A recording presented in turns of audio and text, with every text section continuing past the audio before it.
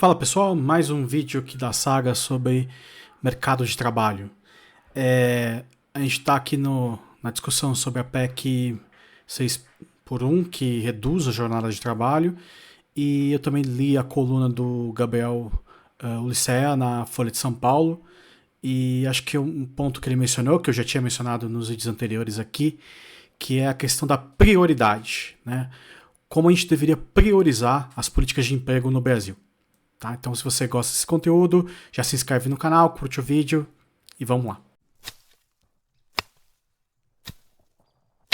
Bem, a PEC 6.1 ela foca no 6 por 1, ela foca no trabalhador formal, né? Proposta de reduzir jornada de trabalho, é uma discussão que acalenta a sociedade, mas ela trata especificamente de quem tem carteira assinada, né? O CLT. E a percepção do público é de que o trabalhador CLT ele é um trabalhador que ganha menos, é mais desfavorecido, principalmente em relação ao empregador, né? Eu já fiz um vídeo anterior aqui no canal para mostrar que a maior parte das empresas são pequenas, né? Então, quer dizer, esse conflito empregador versus empregado é um pouco diferente do que se imagina. 80% das empresas do Brasil tem até 10 funcionários, né? Então, quer dizer, o empregador é mais um ali, muitas vezes ganhando a mesma coisa, até menos que os seus funcionários. O outro ponto que eu quero trazer aqui é a questão do foco, né? Como o Gabriel Ulicea colocou no artigo dele para a Folha, é claro que o trabalhador CLT, né, empregado formal, ele tem várias dificuldades, o salário médio no Brasil tá longe de ser um espetáculo, né? Mas ele também não é, certamente, o que ganha menos ou o trabalhador que passa mais dificuldade no nosso mercado de trabalho. Tá? Então, o primeiro dado que a gente tem que ter em mente para a gente ter essa concepção é de que 61% dos trabalhadores são formais no Brasil. Então, dos 103 milhões de ocupados, a gente tem 39% aproximadamente que não tem nem carteira assinada, ou se trabalha por conta própria, não tem CNPJ, não recolhe nenhum tipo de imposto. Tá? Então a gente está falando de uma parte muito expressiva do mercado de trabalho que, caso você aprove alguma lei ou tente melhorar a vida do trabalhador por legislação, né, focando aí em quem tem registro de trabalho, esses trabalhadores não serão de nenhuma forma afetados diretamente. Né? Pode ter algum efeito indireto via situação macroeconômica, mas nenhum efeito direto. Né? Bom, e por que a gente deveria priorizar esses trabalhadores informais nas políticas de emprego, até mesmo antes dos trabalhadores formais? Porque são trabalhadores que têm maiores dificuldades, tá? E a diferença é muito grande. Eu tabulei alguns dados da PNAD contínua para mostrar isso, né? E se a gente olhar para o gráfico, para a tabela, o rendimento médio do trabalho mensal no Brasil de quem é informal é de R$ 2.184 por mês, tá? E isso tá bem abaixo, tá 77% abaixo, né, na média dos formais, que é de 3.874.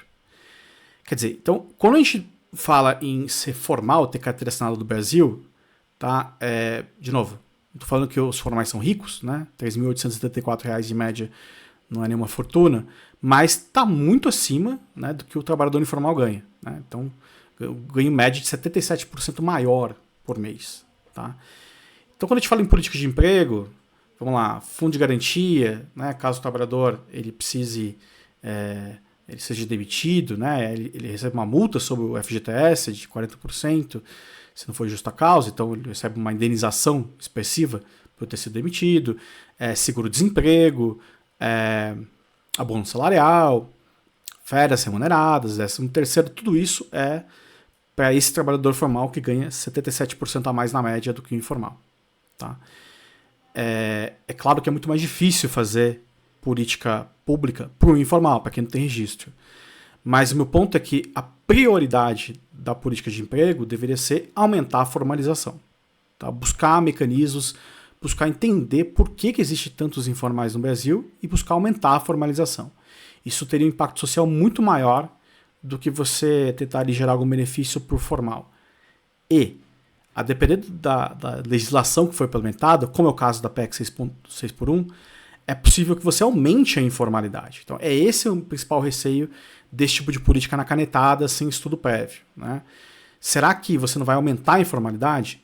Esse efeito colateral é inaceitável, né? Porque o informal ganha muito menos. Tá? Então, talvez seja melhor manter os formais da maneira como estão e focalizar benefícios, gastos sociais, tudo com os informais, estes sim mais necessitados.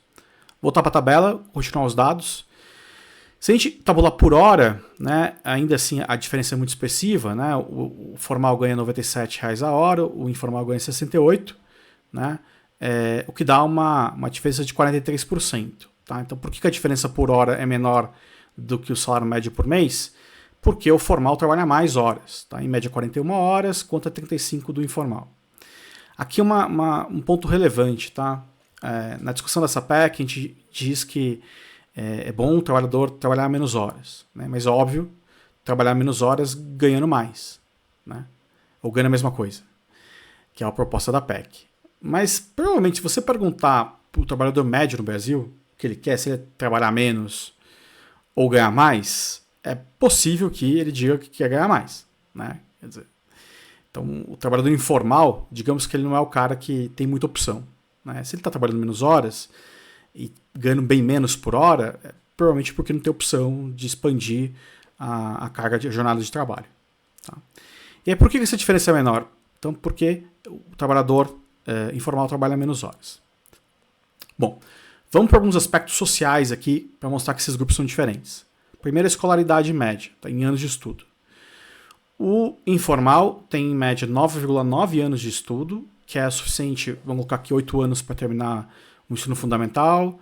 Então, o ensino fundamental e mais uma parte do médio, tá? E, detalhe, isso aumentou expressivamente nos últimos 20 anos, tá? Era bem mais baixo. E o formal, ele tem 12 anos, que é, ou seja, pelo menos completa, na média, o ensino médio, né? Muitos passam disso, aí vai ter gente que vai ter faculdade, outros que não vão ter. Então, na média, 12 anos, que dá 24% a mais em termos de anos de estudo. Tá? Escolaridade é um dos maiores previsores de rendimento de salário que a gente tem no Brasil. Né? Não, falando em correlação, não causalidade necessariamente, mas estudar mais certamente é uma das coisas que mais aumenta, está relacionado ao aumento de rendimento. Tá? Outra questão, público feminino. Tá? As mulheres são minoria no mercado de trabalho?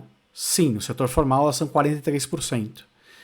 Mas no informal elas são 57% dos ocupados. Tá? Ou seja, quando você deixa de focar na formalização e foca mais nos trabalhadores formais, você está deixando de focalizar nas mulheres e principalmente nas mulheres que têm menor renda. Então falar em políticas que reduzem a desigualdade salarial passa por falar em maior formalização, de uma maneira geral. E por fim, cor de pele, né? Então dos informais, 37% se autodenominam brancos. Aqui eu pego na PNAD quem coloca que é branco ou de origem asiática, tá? Branco ou amarelo, que são as cores que a PNAD usa. Tá? Para os formais é 49%, tá? Praticamente metade aqui do mercado. Ou seja, tem muito mais negro, indígena, entre os informais do que entre os formais. Então, de novo, focalizar no público informal certamente seria uma forma de você reduzir disparidade racial também. Tá? Então é isso. Esses dados é para mostrar que a gente deveria focalizar as nossas políticas de emprego nos informais. Tá? O que não está aqui, e também é verdade, o informal ele tem maior chance de ficar sem renda, né? Porque obviamente se tiver alguma crise econômica, ele tiver que deixar de trabalhar, por exemplo, se ficar doente, né, a renda vai para zero. O formal ele pode se afastar, por exemplo. Né? Além disso, a renda é mais volátil. Se a gente estiver falando do informal, boa parte é conta própria. Então, pessoa que vende algum produto, presta algum serviço, a renda pode variar muito conforme os negócios variam. Né? Se tiver que tirar férias também, vai ficar sem renda. Então, tem uma volatilidade de renda maior no informal, maior chance de ficar sem renda e de ficar desocupado também. Tá? Então, de novo, a gente deveria estar focalizando os mais pobres, né, quem precisa mais de políticas públicas e precisava estar discutindo com o mesmo afinco que estamos discutindo a jornada de trabalho para os formais, a situação dos informais no Brasil. Meu nome é Renan Pierre, se você gostou desse vídeo, mais uma vez se inscreve no canal, me ajuda aí a expandir esse projeto, e se gostou do vídeo, dá uma olhada nos outros vídeos, tem mais 2 vídeos sobre esse assunto da PEC 6x1, e enfim, se inscreva, compartilhe com os amigos e te vejo numa próxima. Até mais.